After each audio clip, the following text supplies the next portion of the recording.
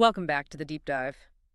Today we're tackling something pretty substantial. We've managed to get our hands on the full syllabus and slides from this really intensive 12-hour program. Yeah, it's quite something. Character development, relationship development, even mentor training. It's a complete package. Right. And for you listening, if you're looking for a really clear, structured way to think about growth, maybe make better decisions, this might be it. Absolutely. Our goal here is basically to distill the core of it.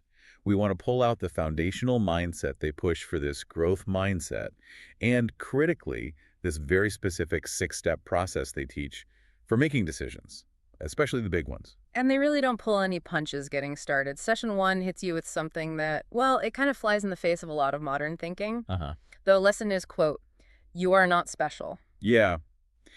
It's meant to be a bit jarring, I think, Yeah. but it serves a purpose. It's like an inoculation against, fragile self-esteem. How so? I Mhm. mean, it sounds pretty harsh. Well, the source material is super clear on this.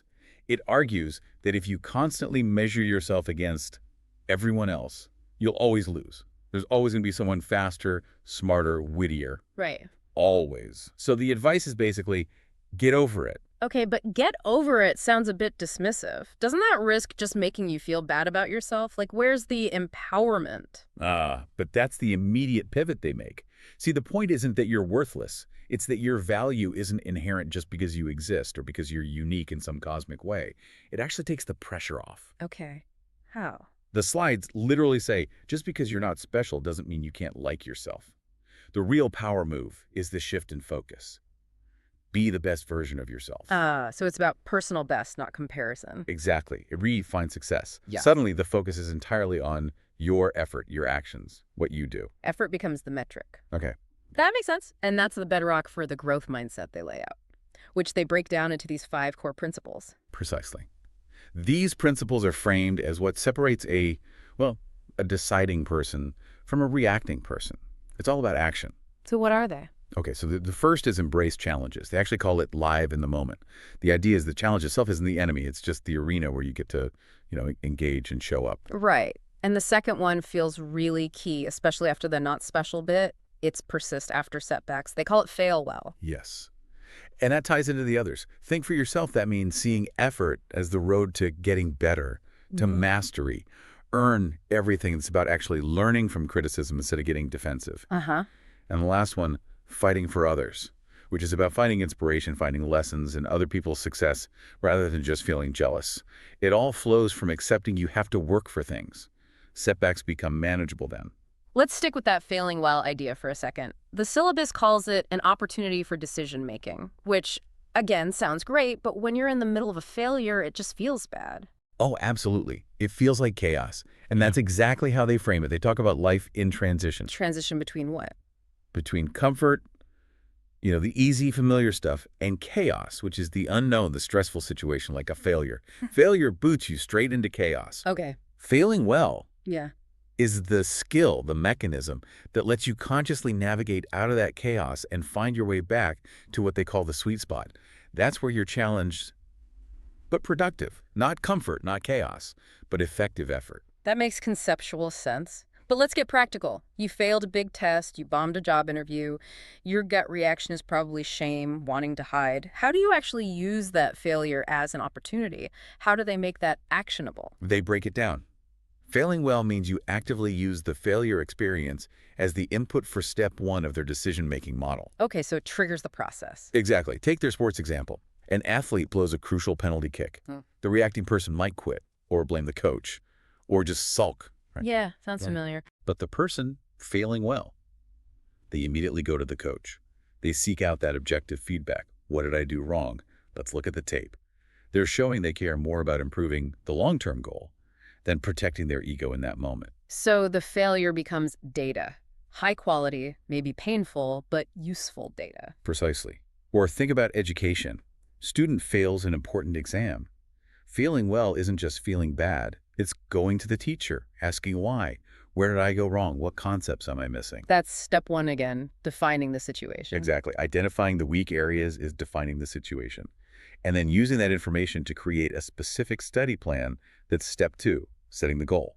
In every case, it's about interrupting that automatic emotional reaction and deliberately starting the decision process. Okay, that leads us right into the core framework then, the 6 steps to good decision-making. And you mentioned this distinction between reacting and deciding is crucial. It's fundamental. They paint a really clear picture of the reacting person. This person is basically defined by avoidance and negativity. They fixate on the obstacles. They lash out or shut down without thinking. Their emotions, fear, anger, whatever, are in the driver's seat. Uh-huh. And crucially, they tend to believe there's only one possible way forward, usually a negative one. They feel trapped by circumstances. We've all been there. It's not a fun place to be. So the deciding person must be the opposite, focused on agency. Totally. The deciding person sees any new situation, even a bad one, as fundamentally an opportunity to choose. They pause, they think before they act. They actively look for multiple possibilities, not just the obvious one. Right. And then they consciously choose a course of action to implement. Hmm. Remember the definition. A decision is a conscious choice between 2 or more possibilities. If you only see one path, you're likely reacting, not truly deciding. Got it. Okay, so if we want to cultivate that deciding person mindset, we need the steps. Let's list them out again for everyone. Sure. Define the situation. Set the goal. Develop the possibility. Evaluate the possibility. Make the decision. Implement the decisions. Simple list, but steps 1 and 2 sound like they require some serious self-awareness. Oh, they absolutely do. That's where the heavy lifting often happens. Okay, let's dig into step 1. Defining the situation. They emphasize separating external facts from internal feelings. Why is that so hard, especially when we're stressed? Because feelings are loud. Mm.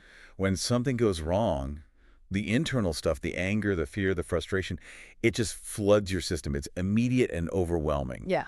And that emotional flood can completely obscure the objective external elements of, the actual verifiable facts of what happened. So achieving objective self-awareness is the goal here. How do they suggest we do that? Just be objective. If only it were that easy. No, they give a little sequence. First, acknowledge, just admit the situation is real, don't deny it. Second, take another look, actively challenge your first gut reaction, your assumptions. Third, ask questions, gather more data, talk to people, get different perspectives. And fourth, critically, make changes, be willing to adjust your understanding based on those objective facts, even if it contradicts your initial feelings. That flexibility is key. That willingness to be wrong about your first take. Okay, so once you have a clearer picture of the situation, you move to step 2, setting the goal. This involves figuring out needs versus wants, but also, crucially, defining your values. Why are values so central here? Because a good goal, an effective goal, has to align with what you fundamentally care about. Your values are your compass. They're the people, the ideals, the principles you prioritize. If you set a goal that clashes with your core values, you're setting yourself up for failure, or, maybe worse, achieving something that feels hollow. Right, you'll sabotage yourself during implementation. Exactly. And the program lists 14 specific values. Looking at how they can sometimes pull you in different directions is really insightful. Can you give an example? How might 2 seemingly positive values create conflict in a decision? Sure. Let's take agency versus non-CBA. Agency is that desire for self-determination, right? Being in control of your own life, your choices. Got it. Captain of your ship. Right. But non-CB is the desire to help others, to serve, often meaning you prioritize their needs. So imagine you get offered a really demanding, high-paying job, great for your agency, maybe your affluence value too, but it means 0 time for the community work that fulfills your non-CB value. So the decision forces you to weigh those values. Which one matters more in this specific context? Precisely. It makes setting goals way more than just smart objectives. It becomes an ethical exercise. What about some of the others? There were some interesting ones like luminance. Yeah, luminance, the desire for recognition, fame, public attention, and affluence, valuing wealth. These aren't judged as bad in the material, but you have to be aware of them. If luminance is your main driver for a goal, are you potentially compromising other values, like honesty or integrity, to get that attention? Okay, so understanding these underlying drivers is critical for setting authentic goals that you'll actually follow through on. Absolutely critical. So steps 1 and 2 lay this deep foundation of self-awareness and value alignment. Then we get to the action part, starting with step 3. Develop possibilities. How do we move from understanding to options? This is where you fight that urge to just grab the first solution that pops into your head. You have to consciously broaden your view. Gather information, talk to experts, read, listen to podcasts like this one, use the internet, whatever it takes. Okay. And then, importantly, you brainstorm. The slides literally say, Anything goes in this phase. No judgment. Think outside the box. Combine old ideas. The key is generating multiple distinct possibilities. Remember, the deciding person finds 10 options where the reacting person sees only one. 10 options might be a lot, but the principle is clear. Generate choices. And then step 4, evaluation, brings objectivity back in. We can't just pick the easiest one. Definitely not. The evaluation has to be rigorous. They suggest specific criteria. How desirable is this option? What's the risk involved? What's the probability of success? And then other considerations. Does it fit the mission? What's the cost? And your values from step 2 come back here, right, as the filter. They're the ultimate filter. If minimizing risk is your highest priority based on your values, then even a highly desirable option with low probability gets downgraded. Values guide the evaluation. Makes sense. Which leads us finally to the decision itself, step 5, and then implementation, step 6. What's key about actually making the decision? The emphasis is on it being a conscious choice. It's not just reacting. It's not being told what to do. It's not wishful thinking. It's an active selection. And they have that really powerful line about not deciding. Right. Remind us. Not to decide is to decide to give your decision away. That's the core takeaway here. If you delay, if you avoid the choice, you're effectively letting circumstances or other people decide for you. You lose your agency. Can you make that concrete, like the job example again? Sure. You hate your job.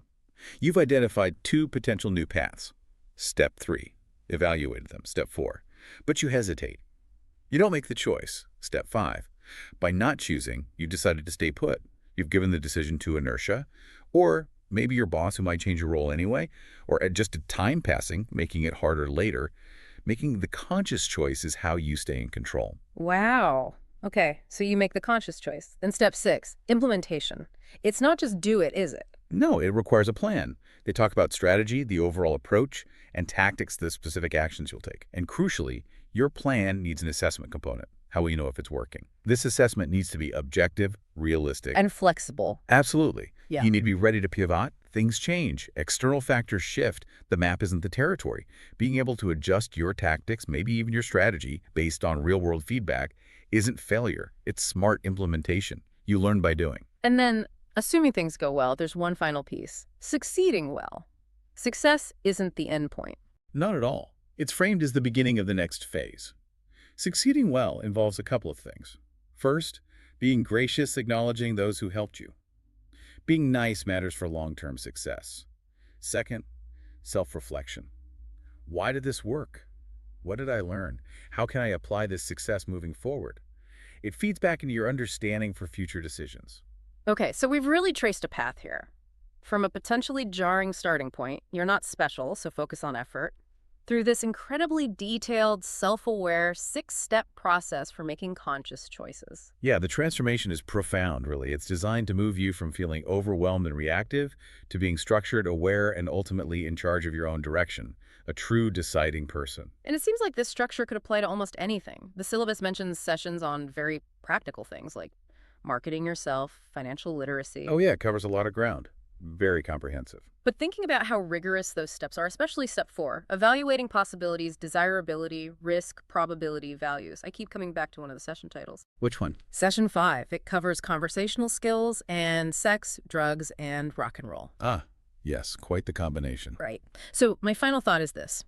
If the goal is self-determination through conscious choice, what happens when you apply this intensely rational 6-step decision framework, defining the situation objectively, setting value-based goals, weighing risk and probability to those kinds of choices? Choices often driven by impulse, emotion, social pressure. That's putting the framework to the ultimate test, isn't it?